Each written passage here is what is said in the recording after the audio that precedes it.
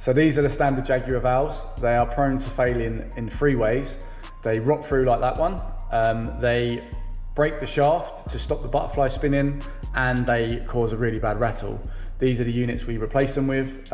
We guarantee them for as long as you have the car. They're much more robust, fully stainless steel.